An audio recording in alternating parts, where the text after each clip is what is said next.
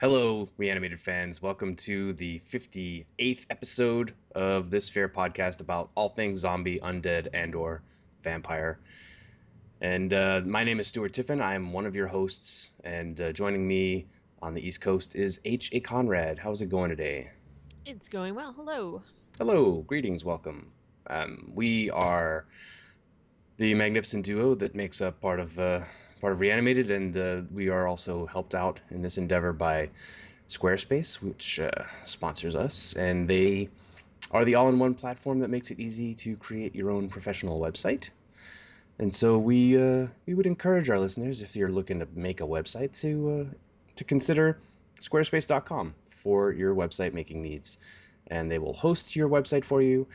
And if you do take us up on this endorsement, as it were, you can use the offer code ZOMBIE at checkout, and you'll get 10% off. Anyway, so hey, how's it going? We're talking about some the last three episodes of The Strain, season one today, and we are going to be talking about some zombie news here and there. So buckle up and hold on to your butts, because here we go. Nice. First up on our little zombie news roundup, as I think is probably expected, there was this little article about zombie tourism in Atlanta, which totally makes sense. I mean, I'm actually surprised that something like this hasn't popped up earlier. But basically, uh, tourism surrounding the show has grown quite a bit, and there's a few different bus tours that have cropped up. And so if you want to make your way to Atlanta, um, and basically hop on one of these tours, they'll do a little tour around various points of Atlanta. And apparently, some people have actually planned their trip specifically to do this, which is kind of interesting. As you And a might lot, expect, it's people who go to Comic Con religiously, and probably yes. yeah. But a lot of the tour guides actually, because I would imagine that this is because it's such a big show, similar to Breaking Bad in Albuquerque. A lot of the local tour guides and things like that have actually played zombie extras and things like that. So it's kind of cool that they're doing this, and I don't know. I don't know that I would go to Atlanta specifically for this, but if I was like in that area, certainly I think I might take them up on this. What do you think? Yeah, same boat. I mean, same way you might do like the Untouchables tour if you're in Chicago, but you're not going to Right, fly there for it. Yeah. right. So yeah, so and like um they do go around and they can go to certain points, but I guess like for example, the farmhouse, like Herschel's farm is off season. Um and like what I thought was kind of interesting with the article is that they regret the fact that their house role was on the show, so they're like really angry about it. But I think it's kind of a cool thing if you're in that area. So yeah. Wait, I'm sorry, I missed that part of the article. People are unhappy to be featured on the tour. Well, no, the people who own the farmhouse apparently are, probably because it became popular and people were probably trying to like, get in on the land and see it and stuff like that. They, I guess, are regretful of the fact that they let their farmhouse be featured, so it's off limits on the tour. They don't go by there. That's good. I Yeah. mean, yeah, that's totally understandable. I would have, I would. Well, and you totally know the types of fans that are, and they probably still have to deal with it, even though they say their land is off limits. So, I can imagine that would be annoying if you actually lived there and had a working farm going, that there's like these crazy Walking Dead fans all over the place. Like, I Potentially want, dressed up as zombies. Yeah. right, like, I want to see the well zombie. No, you know. So, anyway, so if you go to Atlanta, stay away from the farm. It's just not appreciated. Um, So, and in other Walking Dead news, I found this little tidbit with Scott Ian, and there's a link to the video in the show notes, like a YouTube video of him becoming a zombie extra in The Walking Dead. And that is Scott Ian of Anthrax, the Oh yeah, band. sorry, I just was assuming that everybody knew who he was. Come on, Um, I um, don't even know who that is, and I've actually I think I own an album by Anthrax. I don't know the name of the guy. Come on, come on. In any case, he is the Anthrax member known for his crazy little long beard thing. Um, and they do not shave this off, but they do give him an incredible prosthetic, like kind of chin within the video, and it shows Greg Nicotero kind of playing with the chin at some point in the video. So that was kind of a fun little thing. Yeah, Um, that was cool. It's always cool to see the transformation, honestly, because it's a bit of an unsung hero, even though everybody knows that, yeah, zombie extras, at least the ones who are featured on screen, have to sit in the chair for like 4 hours at least every time mm. they go to set. So I like to see these every so often, and if it takes a celebrity to let us watch and appreciate the work of the makeup people, then so be it. Well, I also think it's fun that somebody was like, "Yeah, I want to be a zombie extra," and like someone like him is just like willing to do that because it is a quite a bit of a time commitment, and it's always impressive. I mean, you can't even. I don't think he's recognizable, and to me, he looks a little bit like a Miracle Mac zombie from The Princess Bride. But it's pretty impressive. So I always like these little makeup videos. I think they're fun. In other Um, in other fun news, mhm. an entomologist, I believe, in Louisiana, found a queen ant wandering around the forest floor, acting, I guess, unusually. And this was strange because queen ants generally don't go outside. And Mhm. so he captured it and killed it because I guess that's just what you do when you're an entomologist and you're like, I wonder what's wrong with this ant. I will destroy it. So he kills it and he's like, now let's wait and see what happens because I think it's infected with a fungal zombie thing. And sure enough, and you'll see from these photos from this Newsweek article, basically the queen ant's body, which we don't actually even get to see because Right. he probably he didn't do a before photo, which is unfortunate. It basically explodes into tendrils of fungus, and it's bananas.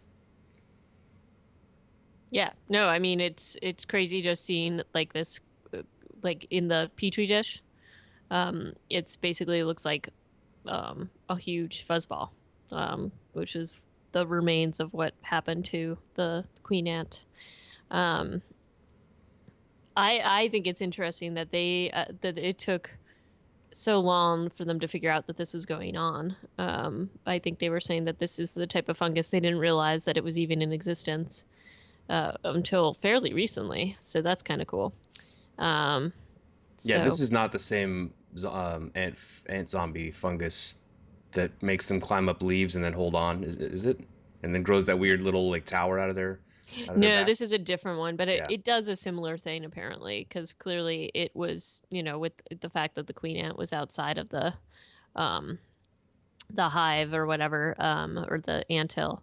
But this specific fungus apparently it only infects queen ants, so it's kind of they're kind of trying to figure out the mechanism like why it's doing that. Why would they Um, even? Yeah, because like it queen ant dies, colony dies, and then there goes right. your method of transmission.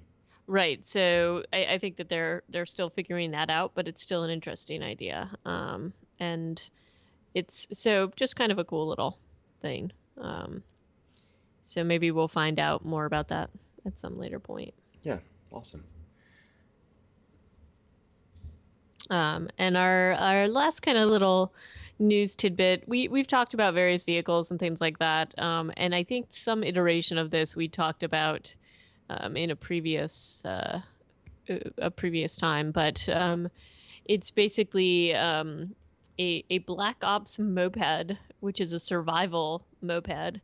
And part of why it's a survival moped, and they call it a zombie hunting moped, is because it you can customize this pretty much any whatever kind of needs that you have for this. Um, you can customize it to that, and it's ultra light, very like fuel efficient, and it also runs pretty quickly as well. So, um, you know, I think it's I easier to look at the survival model because the Black Ops is basically it has a photo of a right, crossbow and they say that there's some rope and other stuff on there, but really they don't Yep. really. There's not a detailed list, and there's no price even for the Black Ops one. It seems like it's made only by request. But if you look at the survival model, which is one on the same website that we're gonna have in the show notes, you get a better idea of like that's the bare chassis that then these other things are basically going to be attached to. And it is, I mean, it has a 500-mile range on one tank. Hmm. It's got Which is pretty impressive. and it has two okay, that's actually with the two reserve tanks also. Yep. So that's all, that's your whole load right there. And then it only weighs 132 pounds, which is really light for something that is this mechanized Hmm. and awesome. And it reminds me, looking at this, it reminds me of a novel I read a long time ago called Wolf and Iron, I believe, about a guy who is escaping there was like an economic crisis in the United States, which ends with a societal breakdown and basically, zombocalypse without zombies. And so he's running away from New York City on a little bike like this, not unlike this, except that it's also solar powered. Hmm. Well, that Um, actually makes a lot more sense, yeah, yeah. actually. It's a cool gadget to introduce the character, and this looking at this moped makes me think, yeah, I could uh, You I could could get behind that. scooter around on one of these bad boys. Hmm. Yeah, and I mean, I just think it's interesting, like the different ideas that they had surrounding this. And instead of some of these insanely bulky, crazy survival vehicles, this one is just very light and usable and hopefully speedy enough to get you where you need to go and away from whatever you don't want to be running into or, you know, whatever you're running away from. So I thought it was, I also thought the design was kind of cool. Yeah, it's a It's, nice kind of spare, stripped down yeah, design. We should also mention that the basic survival model costs $2,500, and so you could assume that the custom made Black it's Ops got to be version, more. Hmm. yeah, it's quite. I assume quite a bit more. Right. But yeah, so that's about it for the news. Are you ready to roll into our final reviews of the strain? Yeah, let's head into episode 11, The Third Rail, Mm. directed by Duran Sarafian, no relation to Abraham Satrakian. Written by Justin Britt Gibson and Chuck Hogan, and this aired on September 21st, and to an audience of 2.28 million. So it's already kind of bumped back up from last Sunday, which was 1.87. I think that was the low point in this Yeah. series. So they got a bit of their audience back after the NFL launch or whatever it was. So in this episode, I'm going to call this episode, instead of calling it the third rail, I'm going to call it your annoying relatives that, we don't really care about. I would even be tempted to just call it like F and Fett hate each other so much. uh and Zach is doing his best Carl Grimes, at least from the earlier parts of The Walking Dead anyway. Uh, I don't know, like when Zach goes off and does his field trip, even though it's like, yeah, terrible idea, he's probably he's probably relieved to get away from Nora's mother, who is super annoying. Right. Well, right. Uh, and yeah, one of the Well, things in this episode, there's one so many things in this episode, but but one of the things that I kind of didn't really like about this episode was they keep using like movie magic to make Nora's mom look like she's infected somehow, right? Like they have right. a scene of her coming down the stairs and then grabbing him and saying "young boy," which is really annoying to be Yes. grabbed constantly. And then when he comes back from his field trip, she's just sitting there ignoring him as he's calling her. And you're like, come on, Yeah. man, that's Yeah. just cheap. It's That's cheap. such it is cheap. And also, I mean, the other piece of this, the whole Nora's mom thing, which I'm like, okay, so your mom's suffering from dementia. You know that. You also know she's like a chain smoker. Wouldn't you leave the woman with a store of cigarettes? You know what I mean? Or just kind of like, I don't know. Like, I don't know that you would have her. Like, it's probably not a great idea to have her walking around in rooms with tons of weapons because she's really not all there. So I don't No. know. Like, so the whole premise, like, because a whole part of this episode was the fact that F kind of wanted Nora to stay behind, and I think part of this was because just in case something happened to them, he didn't want Zach and Nora's mom to be just left on their own. And Nora's like, no, no, I'm coming with you. That's Well, actually a well, great point. Like, yeah, it's kind of like, okay, but probably somebody should have been left behind. The idea of leaving these two on their own is just seems like an insane idea to me. Because there is a very good chance that nobody's coming back. So probably you should leave a responsible adult well, hanging out there. there's Just saying. there's an argument to be made that Zach is that responsible adult. He is no Carl. Like, he's not throwing rocks at zombies or whatever. He's like using his camera to take pictures of the guy to make sure he's not like, I don't Yeah, I know. guess so. But okay, can I just point out that he runs out? There's a freaking store right next door to the antique thing. Why is he even going down the street? Sorry, dude. I don't Like, know. and the just all about that, whatever. So, I but there's a lot of I feel like there's a lot of made up strife in this particular episode. Or it felt forced to me.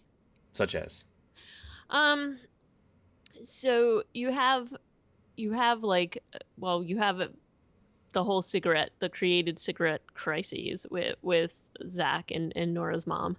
And then you've got the other group of folks. You've got F, Nora, Fett, and Sutrakian.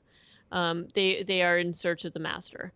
Um, and it just feels like they're fighting the entire time from the beginning when F wants to leave Nora behind to when they're into the railway tunnel.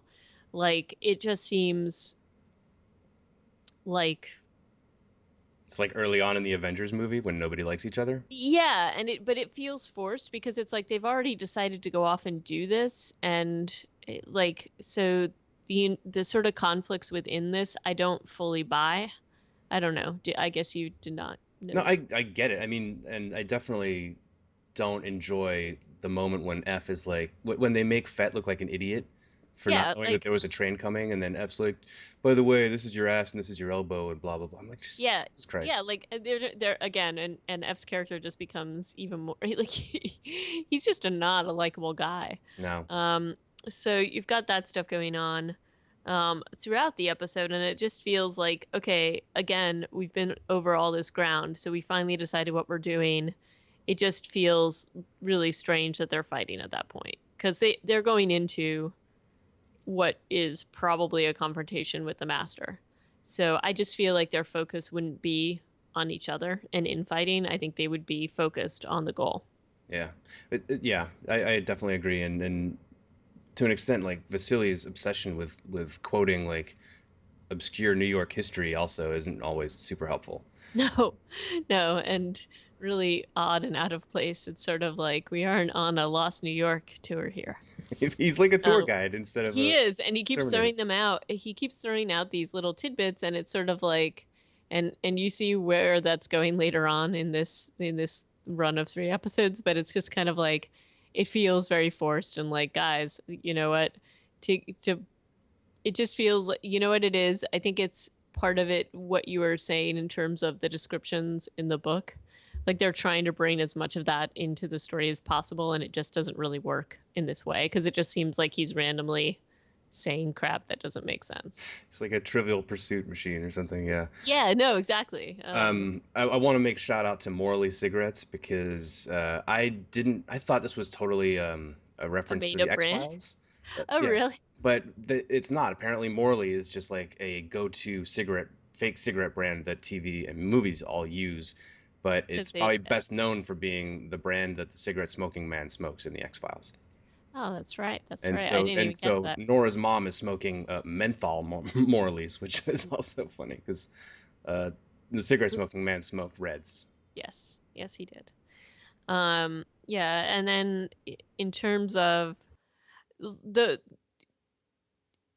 so the group eventually gets their crap together and they go in to confront the master in his lair, and it just be and I guess that's part of what they're trying to show is that the master and his manipulations and basically being very divisive with the group of people. But I kind of feel like F already knows, and he keeps looking for Kelly, and you get that because he knows that, or he has a big suspicion that she has been turned. I mean, he found hair and a Right. necklace in Right. Diane's hair. So Yeah. I don't know that he would be as, I mean, maybe it's sort of the manipulations that the manipulations that the master is using to make him more susceptible to that. I guess, when he's kind of going after the will o' the wisp or her little voice or whatever, I just don't find it quite as believable. It's weird. Yeah, the TV does not manage to convey this compulsion that people feel like, and Zach displays this in the last episode too, Mm, in the final episode of the series, that like when the master is putting voices in your head, you like lose all reason and just go towards it. Apparently, like it's hard to believe that because from right. where we're sitting, we're just hearing a voice. We're not.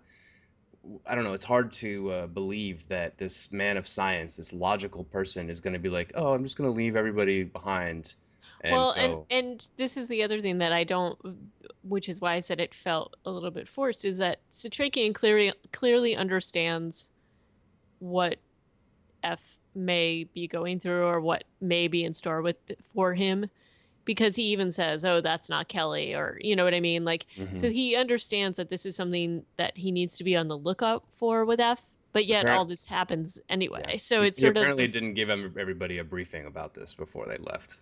Right, but it feels like he knows this and he could have prevented some of the ridiculousness that happens in this episode.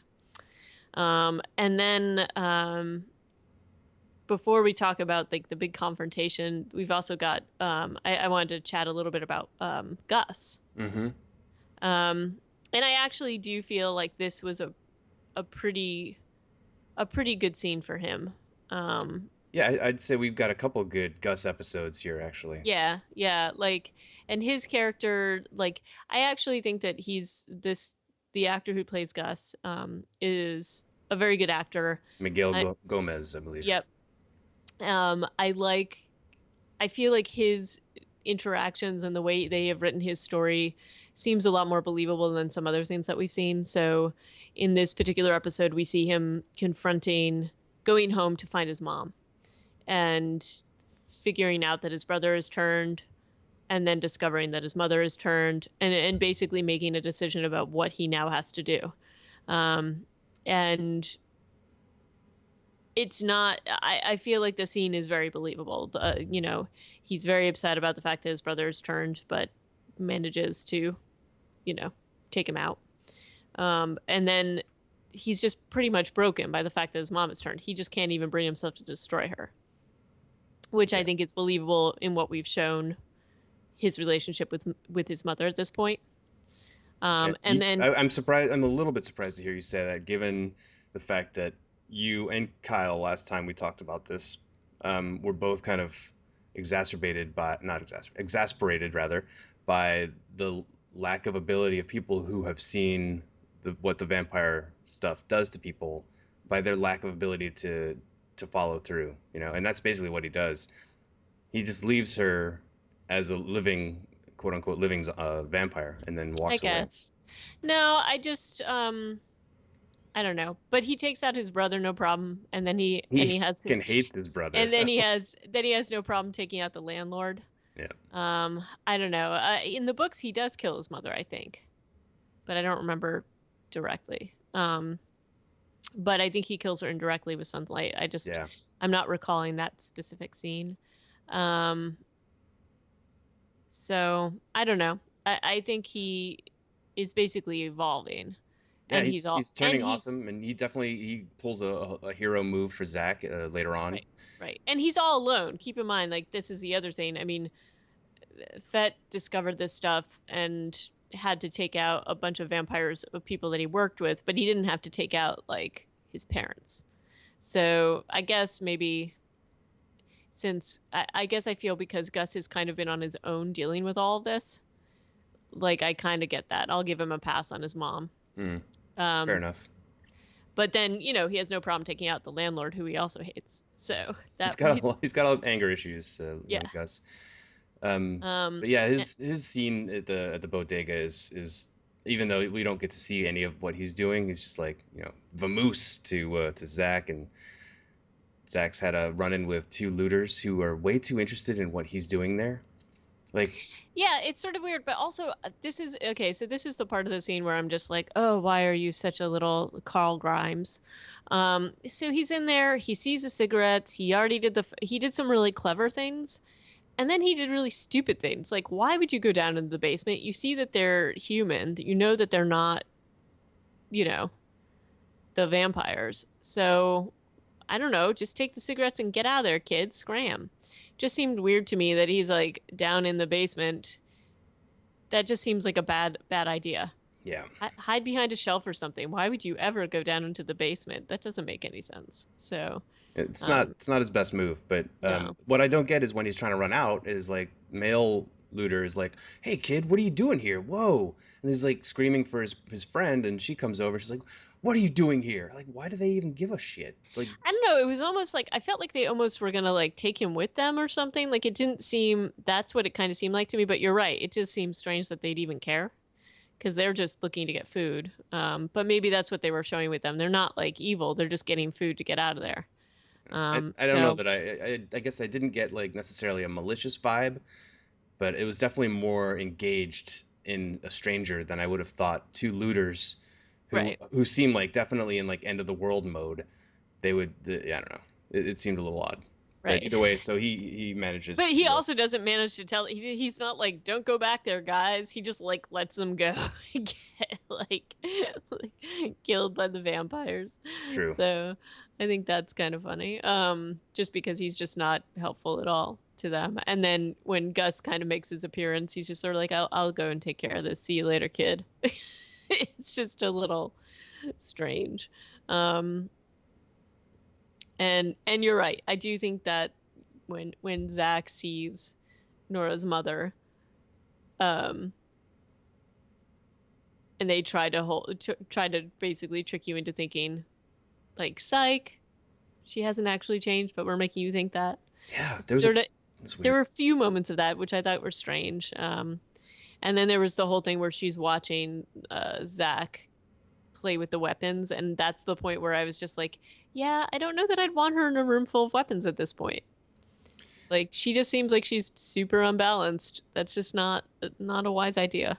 Yeah. Um, but anyway, And our heroes have managed to navigate a really tiny hole that makes me claustrophobic. Like, good job in the with the cinematography here. it did make me feel claustrophobic. They did a good job with these visuals, definitely. and then there's a confrontation with where F looks like he's basically done for, and Hmm. then uh, the master manages to incapacitate Satrakian just with nothing by looking at him. It seems like, Right. Can we also talk again about the master's makeup? Because I think he looks ridiculous.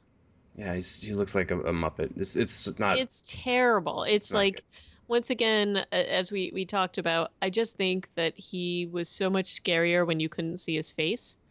And this is just I guess they kind of try to make him look like a bat-like creature, and it's just to me it is just the most non-scary thing. And you're kind of laughing when he's holding F, like you just feel like, oh really, like how did that actor not laugh? His hair was laughing at the master. um I don't know, I just was really I was kind of like, after all the work that they've done with this, I just feel like the master's makeup effects were terrible. Yeah, considering that we get to see three other masters that look a lot better, honestly. Yeah, no, they totally do. And even I feel like the vampire from, the vampire that leads the hit squad for those masters, Mr. Quinlan. Mr. Quinlan, I think he looks awesome too.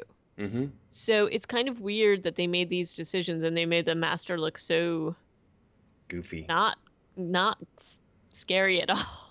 But Yeah, yeah. they make basically. I think it's a matter of his lips are like too big and his eyes are too big, and He then look. his I mean, he looks. He looks to me like a very like exaggerated Dr. Frankenfooter from Rocky Horror Picture Show. Like there's something of like it's just a very exaggerated, like because the lips are so red and stuff like that. It looks not scary. Like it Mhm. looks very. I don't even know. Like it looks very plasticky and strange and exaggerated to me, and not in a good way. So anyway, but I'll get off the makeup kick. But except you do make a good point because on the other masters, I was like, wow, those guys look really great. Wonder why they decide to make that decision. Um, but anyway. Yeah. So basically, the episode kind of ends with the master getting away when they and then Straken kind of goes off the deep end a little bit, but they recover and just go back home to the pawn shop in defeat once again. Right. And then Right. kind of that's a big recurring theme here, basically, isn't it? Like, okay, we didn't accomplish our mission, might as well just go home. Back to the pawn shop to regroup. And that's episode 11. Mm-hmm. And so one of the things that happens in that episode is we get to see some more of Satrakian's badass swords. And some of these are designed by a company that we have talked about on the podcast before called Zombie Tools. Mm-hmm. Usually their swords are remarkable because they use like a very dirty looking acid etch finish, but the ones that the our heroes are using are supposed to be silver, so they use a mirror finish, so it makes them much more shiny. So yeah, F and Nora both have the discontinued, sadly, TIE Fighter blade. Which is hilarious, the name. Yeah. But also, I mean, I have to say, when I was sort of clicking through their website, I really love the little outline, like when you can look at the different blades that they have available. They have it's just like a nice little interface, so you kind of can roll over the various options. They all look pretty cool. Um, so I'm psyched that they got their blades onto the show, and they're featured pretty nicely too. Yeah, I mean, it's definitely something I've been looking at and trying to, and then I was like, oh, who made these swords and where can I get one? Mostly because of the one that Zach has in the last episode. He's got like a gladius looking thing, or gladius, Yeah, however you want to say that. And I wasn't sure. I wanted to know who made that, but I'm still not sure today. What where that one came from, but that's kind of a badass looking blade, a little short sword. yeah, it looks good. It looks good. So Um, moving on to episode 12. yeah. It's called So, Last Rites, and Peter Weller comes back to direct. I think this is his third episode in the first season. mhm. And this was a combined writing effort by Carlton Coos, David Weddy, and Bradley Thompson. It aired on September 28th, but the numbers dropped quite a bit. And I have to say, I'm not really all that surprised because I think had we not been reviewing this, that last episode I just found to be really tough. And, I feel like it felt just like, I'm not sure, even if you were in it for the long haul, that would be a tough thing to get over. So, but it was 1.97 million. Watch this one down from the 2.28. It's a pretty steep drop. Yeah, and I don't know how if it really works like week to week if you can track those kinds of stats, but obviously this show has not made it really. They started off the show in the 2 millions as well, I think, right? Or maybe Mm-hmm. low threes, and yeah, it just hasn't And really built up. no, no. And so this episode, you've got a lot of stuff going on. So this is, I guess, the team seems to be working a lot more together in this one. Um, After their defeat with the Master, maybe knowing a little bit more of what they are facing. It also sees the return of Dutch Velders because she had left in a huff before, but apparently has returned because she left a nice pair of boots. But you've got them kind of trying to figure out a plan, and one of the plans is to warn um, the rest of the population about what's happening. So you've got that going on. We've got Gus kind of formulating plans of his own in this episode. Um, and then we see Eichhorst and Bolivar again. And so all these, other than Gus's world, we've got a lot of worlds colliding in this particular episode. So there's a lot of action to move forward into the finale. Yeah, Uh, and we've got some more flashbacks with mhm. Satrakian as an older. It's the same actor who played him at the concentration camp, but now he's got a wig. Yeah, pretty stellar wig. I don't know that it like competes with F's, but it's Nah, it's it's it's kind of like hanging in there. nothing can compare. But we visit him as like a married man and a guy, I guess in his prime, you might say. Um, yeah, so that's those are some. It's kind of a sad, weird story arc, and he doesn't really prove himself to be a very good vampire hunter. Like what vampire hunter he's probably been at it for a few years already at this point runs out of sunlight and has no idea. Right. Like That's strange. this is pretty dumb.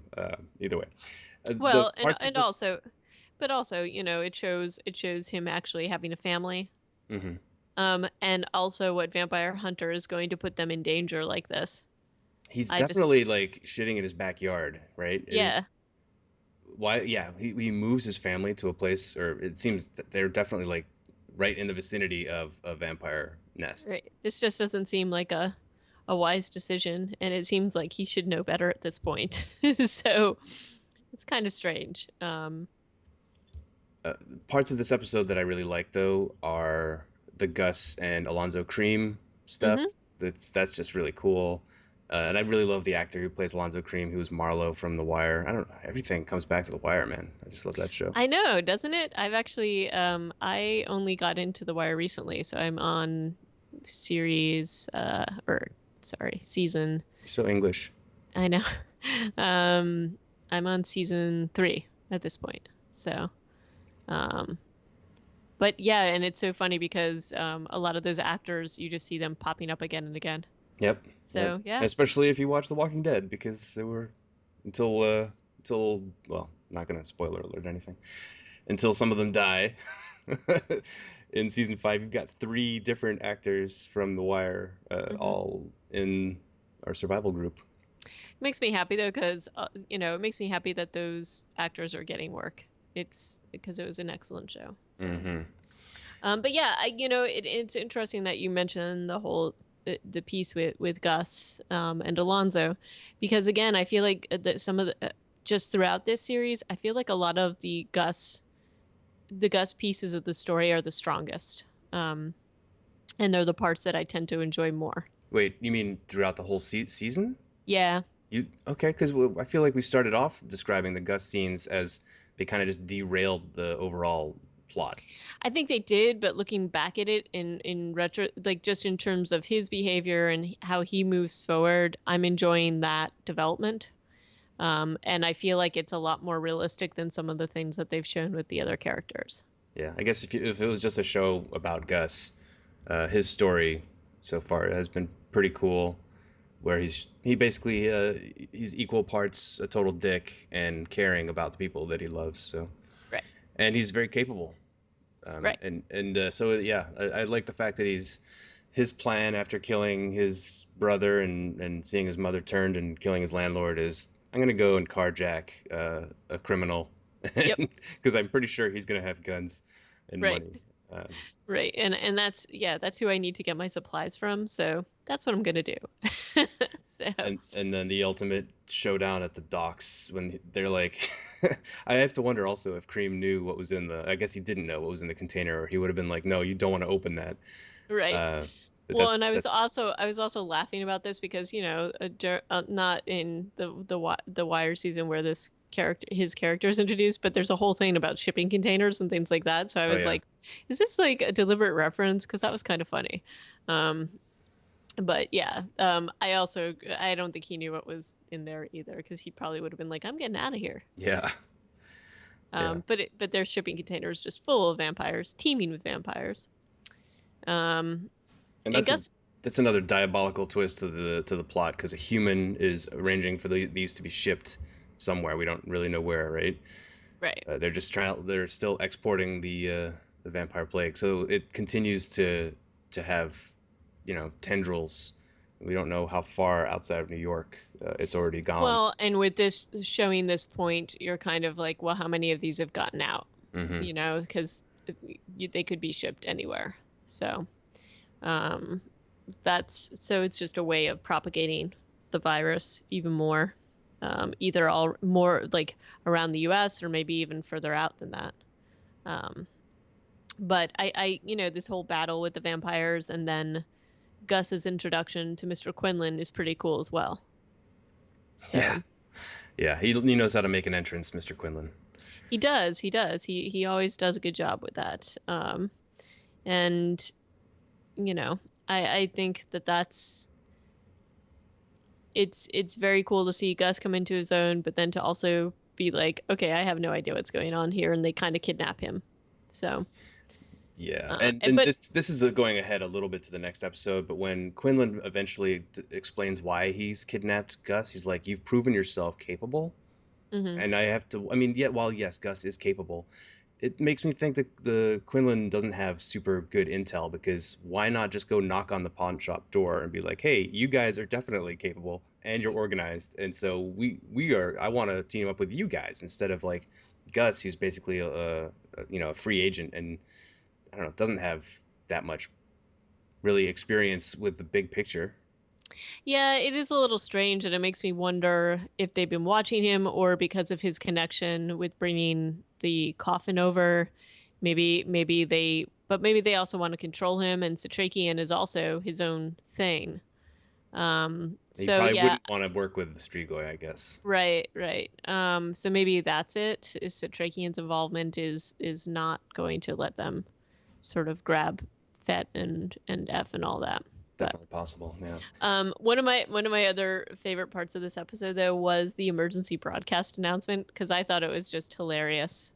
Like in a goofy way or Yeah, in a totally goofy way because it's like if you saw this emergency broadcast, like it's just kind of like they managed to tap into the system and F gets up there and talks about his viral autopsy and whatever. I don't know that you would fully believe it, but I don't know. It just seemed really F's wig is working overtime again and it just seems really forced and annoying, but I think about it from the perspective of if you have 30 seconds true. to tell, to spread the message that this is happening, how would you do it? And they go one way and he puts a little bit too much science in it and then Nora gives him like the the sign like shut up and tell him how to kill him. And if she doesn't Right. even quite get to before they lose the signal, Well, which that's the is thing. It's like give them the main facts and tell them how to get rid of them. And he doesn't really, he just goes into his whole thing. So that was kind of, he's like, you see, it's a bloodworm that when you get, oh right. no, okay, kill him with fire. Yep. Uh, I don't know if like it would have made more sense for them to break into a television broadcasting center and like hold the crew at hostage and then take their time or something. Yeah. But again, it's like none of these stations have really been working. And so it's sort of like the fact that they're even able to do this at all, like But who's really seeing this? TV has So been working the whole time, right? It's just internet. yeah, has been spotty though, because it's always like these sort of weird rolls of infomercials and stuff like that. I guess yeah, But they do interrupt like some sort of meat cooking infomercial. right. Uh, But and then all the real action happens following their ill-fated broadcast. And that's like basically a full-on assault on the pawn shop. Um, yeah, and this surprised me. The fact that Satrakian's upstairs windows are not barred on some. well, that they're not barred, and that okay, so you know that your pawn shop may eventually become a target. Why don't you have like ultraviolet everything? Like I feel like there would been a lot more effort and knowledge on his part to keep his place a safe haze, like a stronghold. Yeah. And it doesn't feel like that at all. Like it's just pretty easy for them to break in. Yeah, in fact, like the door's unlocked even when I know. Icarus just walks in. I'm like, I know. whoa, that was easier than I expected.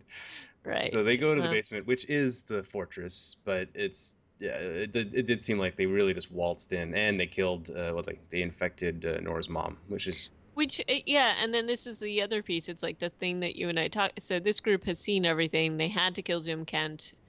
They know what's going on here, and they're like, "Let's take the body with us because that's a super smart idea." You know what I mean? Like you're in a rush to get away from these crazy vampires. You absolutely know that she's been infected.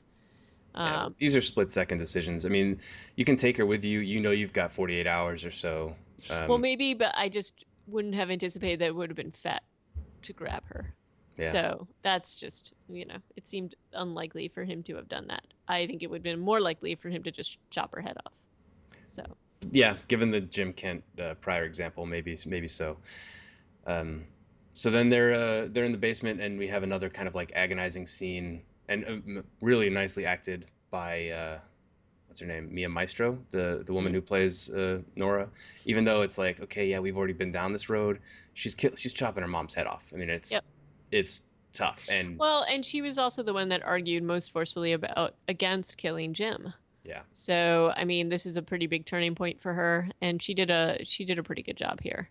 And within this scene, we also see finally who the heart that Satrakian's been carting around all these years belonged to, and it belonged to his wife. And so it's just a flashback so that we understand that he knows what Nora is going through. yeah, and Um, that's also some good like facial expressions from what's his name, Harris something, the guy who plays the Harris, Trachean. Filch. No. Yeah. Well, he's doing some good face acting there, like kind of looking sad and grim, and yeah, I enjoyed that scene, even though they were wasting a bit of time just getting the hell out of there. Yeah. No, I mean, I think that it explained a lot. David Bradley is his name. David Bradley. Um, so yeah, that's kind of like the broad strokes there. I mean, also you have Palmer is kind of dying, and then the Master comes and gives him some goop. Yeah, and this is also shows another aspect. So apparently the master has the ability to heal humans, but not actually turn them. So he gives him some of the white goop, but not the worm, That's so disgusting. Yes. which is ridiculously graphic, and it makes you think exactly I'm sure what I just said threw into your mind, which is nobody wants to think that, but that's what it looked like to Uh, me. yeah. So it was kind of like, ew. um, and Palmer's Palmer's whole deal here is, and it always has been. He's like, on one hand, a very powerful human. On the other hand, he's like completely at the mercy of the vampires, and yet he still also tries to dictate terms to them and assume that they're gonna fulfill their end of the bargain that right, he's made. which is weird. It seems like a smart man who, is supposedly like the richest man in America or whatever, wouldn't place so much faith in a deal that can be broken very easily. Like there's nothing to hold the other side of the there's nothing holding them to their side of the deal, right? No, definitely I not. never really quite understand why he Why he thinks that they are going to be so honorable yeah, when they are clearly terrifying, yeah. um, and corrupt. But so he is back in the game, or at least back in the worldly game. And then the rest of the group escapes, which brings us to our final final episode of this season, which is called The Master, I guess appropriately enough. Um, and this one was directed by Phil Abraham, and the writers on this were Carlton Cuse and Chuck Hogan. Um, this one aired on October 5th, and there was an uptick. So it ended with 2.09 million viewers, which is definitely a little bit of an improvement. But compared to the first episode, not so much. This is a So, pretty good episode, I think. It's got some issues that I had definitely had some issues with, but I liked the whole recon stuff. yep, that was cool. And finally, Fett's historical knowledge. It's not just Yeah. useless spouting. He actually Although again, it feels that way though, doesn't it? It's kind of like, God's yes, like, Fett, God, you just never shut up, do you? I know, I know. So Fett and F have basically tracked down sort of the nest, which is at Bolivar's theater place, um, and you know they part of why they're going here is that they think that the master has to basically take the remains of his a coffin somewhere nearby, and this is where it has led them. And Fett's all like know it all again Mm-hmm. about his knowledge of New York, and you know. So there is that. And so the theater is connected to this restaurant because it used to be a speakeasy. So that's their whole way in. Um, and it is funny here because F is sort of like, yeah, we shouldn't go in here without backup. And Fett says something like, well, this is a recon mission, and it doesn't make any sense at all. So they basically Well, discover that this is the spot, but he's proven right though. I mean, even though he's yeah, being douchey, yeah, they do make it in there and they see the coffin. They don't see the master, but they see parts of the coffin and they get yeah, out. yeah, Um, and the removing the manhole cover is a stroke of genius, obviously. Although because it looks kind of cloudy, and I'm not sure that they wouldn't just be able to skirt around whatever. But you see from later on when you see like how much sunlight there is going down there, you're obviously like, yeah, that was badass. Nice job. yeah, yeah. So he keeps the other folks from coming into the theater. And then you've got a lot more with Palmer in this one. So he's restored to full health. Um, and there's some interesting scenes where they're sort of seeing the aftermath of the CDC, because the CDC has seen F's video and taken it seriously. Um, and there's a whole scene where they're basically he's going to talk to his old buddy Margaret, because she's the Secretary of Health and Human Services, and she's basically like making plans to quarantine Manhattan. The funny thing about this to me is like it's all scheduled, right? Like, Yeah, no, it totally is. It totally is. but I mean, okay, so you've got to call the president in an hour, and then after that, you're going to recommend doing the quarantine. I'm like, I'm sorry. At this No, point, you you would just just be call the doing it. president and you just take care of business. You're not going to wait half a day Yeah. to get the wheels in motion. Plus, I have to assume that almost like 9/10 of your first responders are no longer coming to work at this point. So Right. So you're in triage mode here. You're not going to be waiting around for scheduled calls. You're just going to do it, or do what you can or what you're capable of doing at this point. So that was kind of a funny thing.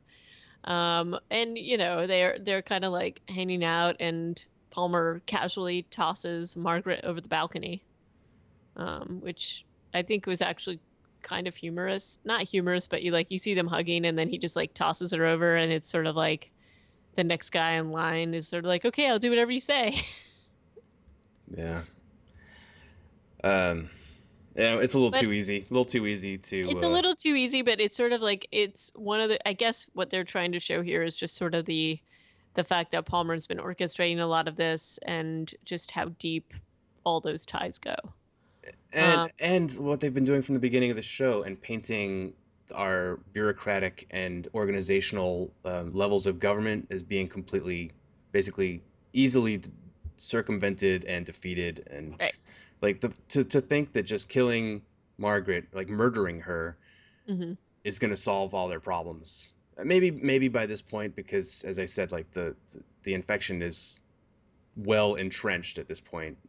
Maybe it is that easy, but it just from the get go, we've just been looking at government not doing what they need to be doing, and now they've just been removed and replaced with a guy who's so afraid that he's going to assist, even knowing that he's helping a murderer and a strange German man.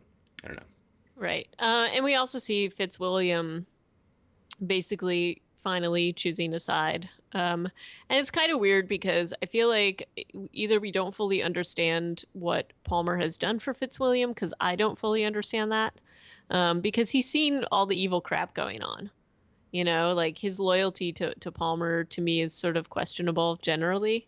Because if he is as moral as he is, you know, in some of the things that he says to Palmer, he basically says that Palmer is now an abomination to God and like all this crazy stuff, and that's why he's going to quit his employ. And it just seems like, well, you probably should have made that decision a lot earlier on in the game after you've noticed all this crap going on. I think But he was just waiting to see if he was gonna die, and if he was gonna die, then he'd be free anyway. maybe it just seemed a little strange to me, and you know, I Fitzwilliam just like kind of walks out of there walking tall. But it was a weird scene to me. I get you know, because to me there was just never any question that Palmer was evil. Of course he's evil Yeah, but in the book, Fitzwilliam is loyal to him till to the the very end. end, till the Yeah, very yeah, end, like the last scene. So Yeah. This is, I mean, and with an actor of what's his name's caliber, they're more than likely going to bring him back in some way, right? Well, that's why I thought that they went this way because maybe he's going to join up with the team, or he'll make an appearance again to maybe to confront Palmer again. But yeah, no, the ending here was not the same as in the book, or maybe it's just delayed. But yeah, so you've got that going on. But then I think that clearly the biggest thing here is that the group is going in for their final confrontation with the master. And what that means is that everybody gets swords. Yeah, including Zach, which we've already kind of talked about. Yeah, but it was a really funny scene when they give the sword to Zach and he is like they're telling him how to use it and whatever. And Citrikian's like getting into it, and F's kind of like, yeah. Citrikian's like, sons have hunted with their fathers forever. This is the same thing, and F's like, it's really not. Um, but so you've got that going on, and they all go to the theater as a team and united and knowing that the goal is to kill the master. Yeah. So this the fight scene is pretty good. You've got some you got well, it starts off good and then it gets kind of weird, but It does you've get got weird. some really cool kill shots, as it were, like Hmm. shoot like shooting a vampire with the silver bullets so it freaks out, and then chopping off half of the top of its head. I forget Yeah, who that did that. It might have been Dutch or Nora or somebody. I think It Nora was did the head thing. super cool. So they totally take care of business. Some of the stuff that they do doesn't make a whole lot of sense, like closing to melee range with the sword when you've got bullets, and these Yeah, things because have six that's the foot thing. stingers. You Yeah, know, like because and that was like the thing. Dutch is like that woman used to run a gallery. Like she'd even care. Like, come on, she's not gonna. She just shoot her. Like you're not gonna pause at this point. I don't feel she would.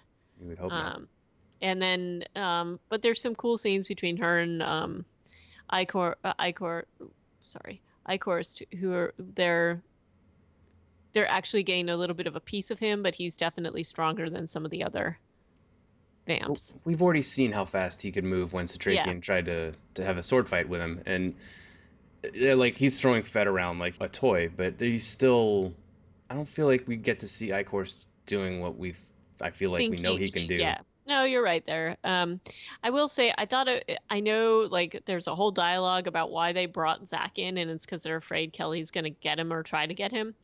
But it's full daylight outside. Wouldn't you just like leave him in the van and Yeah, not bring? This seems like a silly thing to me. I don't know that you're gonna want to be worrying about a kid. He just got his sword. it's not like It's not like he's gonna be helpful here. well, he does Except stab that one vampire, but she's already been shot. he does, but it's just kind of like it just seems totally ridiculous that he's even in this scene.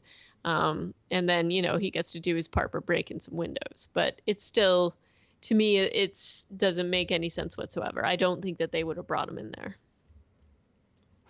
Yeah. Um, But so there's that. And then the other piece of this, which I'm kind of like, okay, so all the windows are blacked out. You know that your best weapon against these guys is sunlight, and it's full on daylight outside.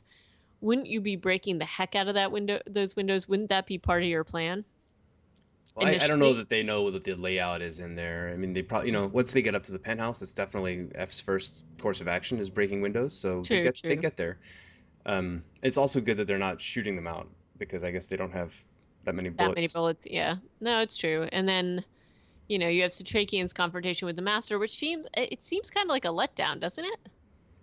A little bit.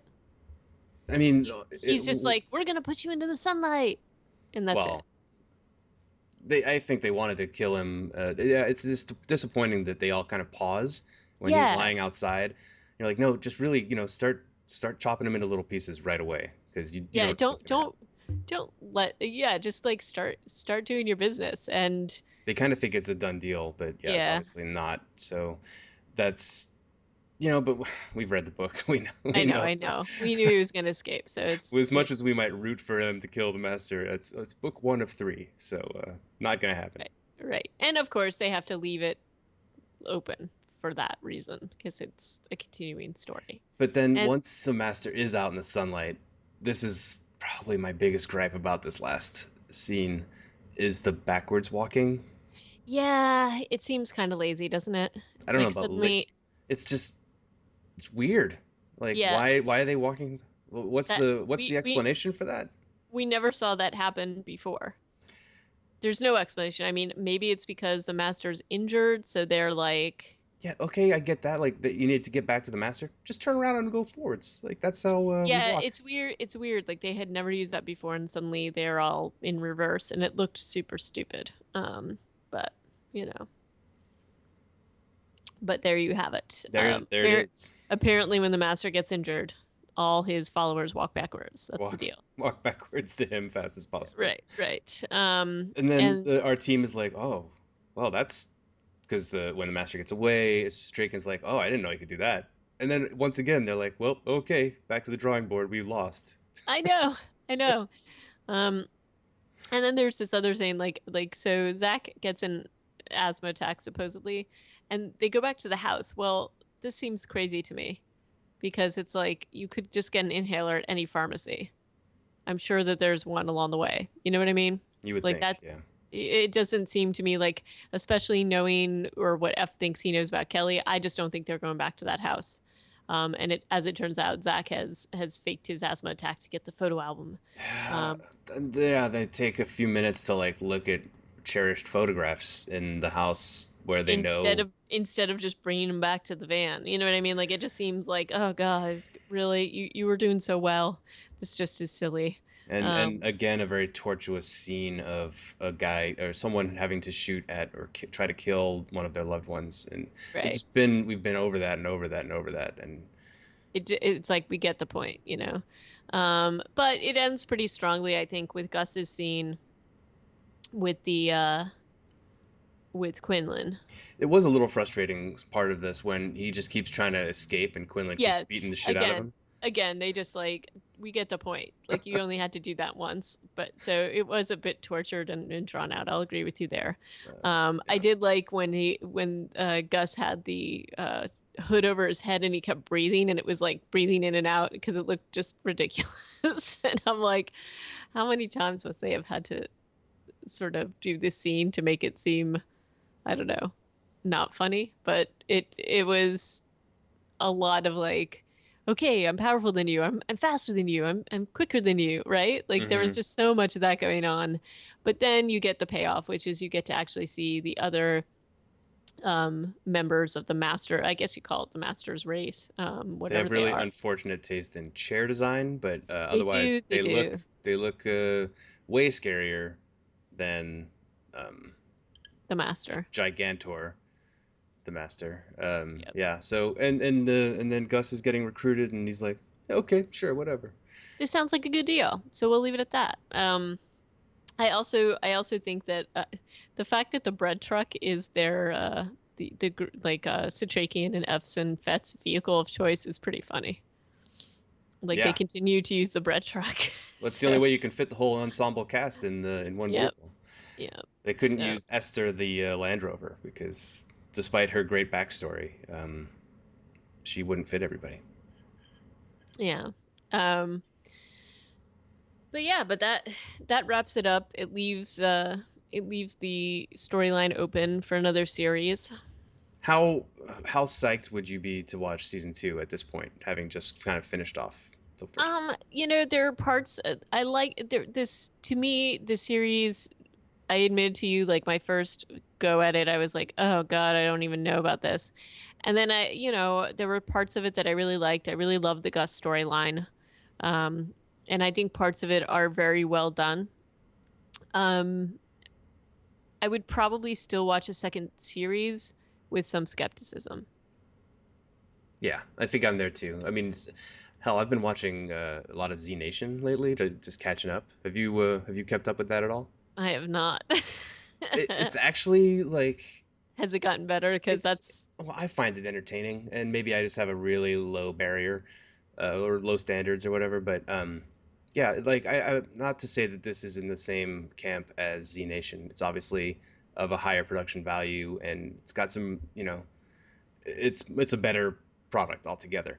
But it's not a Walking Dead type show, which is like I watch it by compulsion. You know, like I can't not watch that. this is something I will have to be like, okay, you know what? I'm going to carve out some time and I will sit down and watch The Strain going forward. Yeah. And then Z And it Nation is like, well, you know what? I've got nothing going on for the next hour or two. Why don't we put one on and I'll stop it if something happens, if I need to go out or whatever. yeah. I could see that. And this one, I mean, it is renewed for a second season. So I guess we will get to continue it. Mainly, I'd be more interested in seeing the continuation of Gus's storyline. So that would be probably. I'm not as. I mean, I guess I'm interested in seeing some of the other stuff, but I'm more interested in finding out about the ancients and Gus's storyline here. Yeah. And this is actually they're gonna start production uh this month apparently for the second season. So I guess we'll be able to talk about this later on when they air the second season. Fantastic. Well, that's awesome. Yeah. Um, and they were happy with the viewership, and they feel like it had enough legs to continue. So we'll get to do this. So I guess we'll be reviewing this later on, which is okay with me. Yeah. Yeah, we'll come back to it. So thank you for listening to our the end of our review of season 1 of The Strain, ladies and gents, and be sure to weigh in on the conversation at reanimatedpodcast.com or at reanimatedpcast on Twitter, or you can email us at reanimatedpodcast@gmail.com. And next time around, HA and I will be reviewing the Wesley Snipes Western Gallow Walkers. Yeah, that should be an interesting time. So I'm looking forward to talking about that with you. so Absolutely. so until next time, have fun watching zombie westerns. I didn't even know this was a genre. Did you? I don't think it's a genre per se, but It's it at least exists. one film. Yeah. So yeah, thanks for listening and adios. See you next time.